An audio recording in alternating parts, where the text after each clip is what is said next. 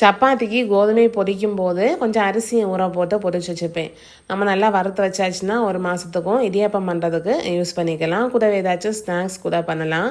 இன்றைக்கி நல்லா பழுத்த வாழைப்பழமும் இருந்ததுனால பணியாரம் பண்ணலான்னு சொல்லிட்டு பணியாரம் தான் பண்ணேன். முன்னையெல்லாம் அடிக்கடி பணியாரம் பண்ணுவேன். எனக்கு பணியாரம்னா ரொம்ப பிடிக்கும். சாப்பிட்டாச்சுன்னா 2-3 சாப்பிட்ருவேன். அதனாலே இப்போ வந்து கொஞ்சம் கம்மி பண்ணிக்கிட்டேன். நம்ம பண்ணுனா அதிகமாக சாப்பிட்ருவோம்னு சொல்லிட்டு அதிகமாக பண்ணுறதில்ல. ஆயில் ஃபுட்டு பார்த்தீங்களா, இதெல்லாம் அதிகமாக சாப்பிடக்கூடாது, கொஞ்சம் கண்ட்ரோல் வேணும். ஏற்கனவே பணியாரம் பண்ணுற வீடியோ போட்டிருக்கேன். இன்க்ரீடியன்ஸ் வேணுன்னா ஃபஸ்ட்டு கமெண்டில் கொடுக்குறேன், செக் பண்ணிக்கோங்க. மாவை கலந்து ஒரு 1/2 மணி நேரம் வைக்கணும்னா தான் புளிச்சு கொஞ்சம் நல்லா இருக்கும்.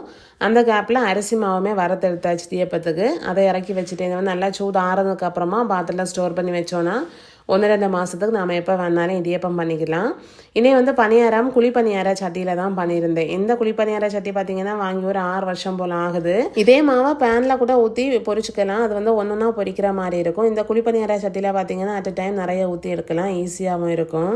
எப்போவுமே ஃபஸ்ட்டு பேட்ச் மாவு ஊற்றும் போது கொஞ்சம் ஒட்டிட்டு வரும். என்னையே பார்த்தீங்கன்னா ரொம்ப நாள் ஆச்சா பண்ணி கொஞ்சம் நல்லா ஸ்டிக்கி ஆகிட்டு செகண்ட் பேட்ச் எல்லாம் ஊற்றினப்ப ஸ்டிக்கி ஆகலாம், சூப்பராக மறைச்சு போட வந்துச்சு. வழக்கமாக பண்ணுற போல தான் பணியாரமும் சூப்பராக வந்துச்சு. இந்த பணியாரம் யாருக்கெல்லாம் பிடிக்கும்னு சொல்லுங்க. சைட்ல வறுத்து வச்சிருந்தா மாவுமே ஆறிட்டு அப்படியே பாட்டில மாற்றி ஸ்டோர் பண்ணி வச்சுட்டேன். இது வந்து இடியாப்பமும் பண்ணலாம், முறுக்கு ரெசிபிஸ் ஏதாவது பண்ணா கூட இந்த மாவு வந்து யூஸ் பண்ணிக்கலாம். தேங்க்ஸ் ஃபார் வாட்சிங். பை.